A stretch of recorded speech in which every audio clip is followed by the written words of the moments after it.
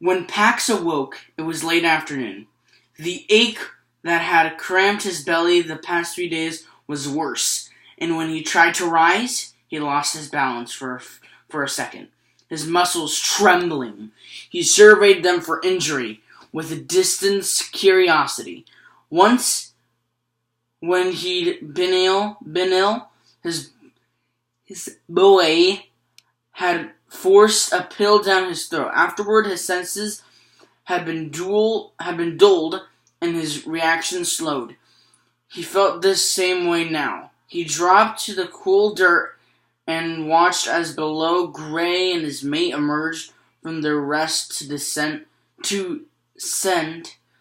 the air, relieve themselves, then set off for food. Bristle sprang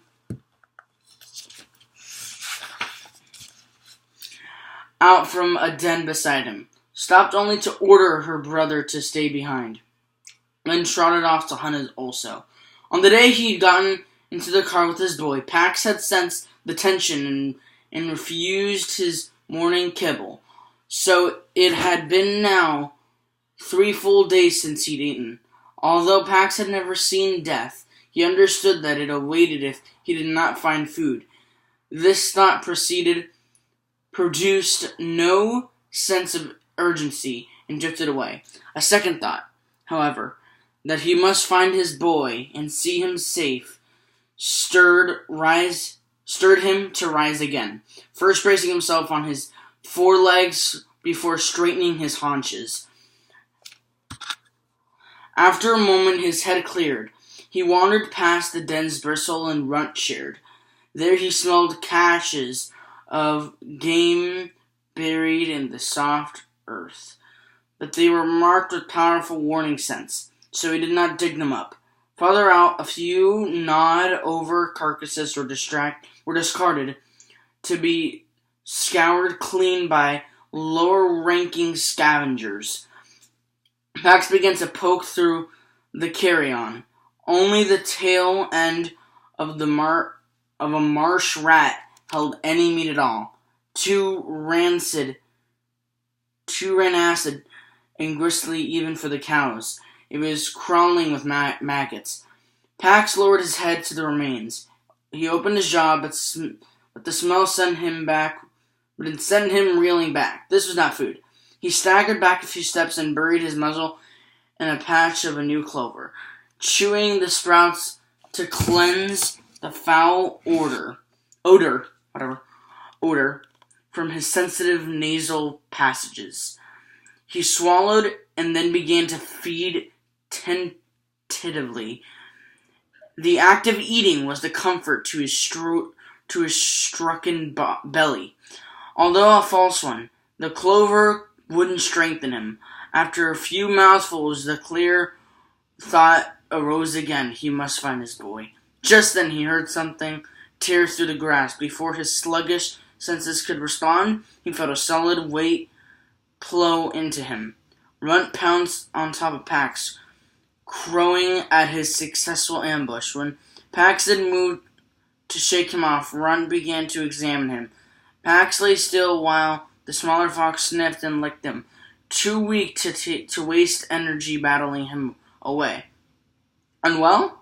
Pax closed his eyes against the low, glancing sunlight and did not respond. Runt bounded off and came back a few minutes later with a worm hanging from his jaw. He dropped it at Pax's paws. Pax shrank away, but the thoughts he'd had earlier surfaced again. He had to find his boy. He could avoid death if he ate.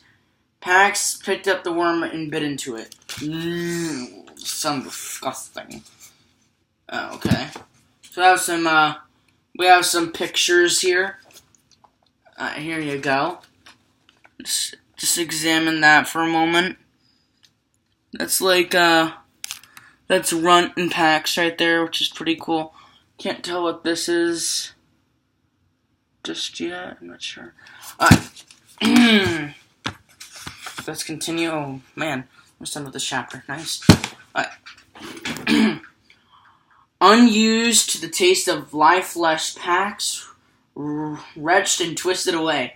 Runt dug up another worm and dropped it in front of Pax. And this time, Pax got to his feet and took a few steps before sinking back down. Runt followed and nudged him. Eat. Pax mustered as much dominance as he could. Leave. The younger fox gazed at the older one for a moment, then turned and trotted into the grass. Relieved, Pax laid his head on his paws. He did not have the energy for resistance now, but Runt reappeared after a few moments, something round in his neck. He dropped his gift, and it broke open. Egg. The scent called up a sharp memory. Once when he was very young, Pax had found a hard white orb while exploring his human's kitchen counter. He batted at it, thinking it was one of his boy's playthings. It had rolled onto the floor and cracked open, spilling its delicious secret. Peter's father had come in a while. He was still looking at the last drops and smacked him away. His flank had stung from below, but that egg had been worth it.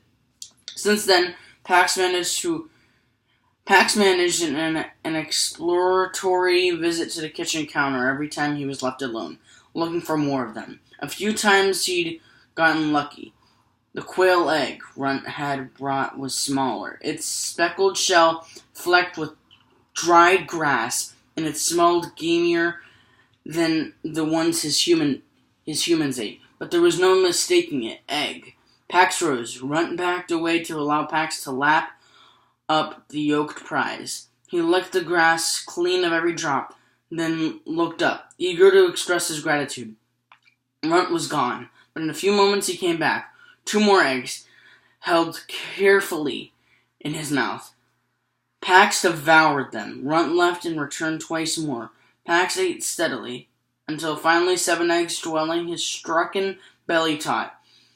He dropped to the sandy apron in front of the dens and closed his eyes. Runt leaped onto a gnarled root above the dens. He drew himself up to his full height, and while Pax slept, the ragged little Runt kept watch. That's the end of chapter 13. Anyways, I hope you guys enjoyed this episode of Pax, and there will be more to come. Bye-bye!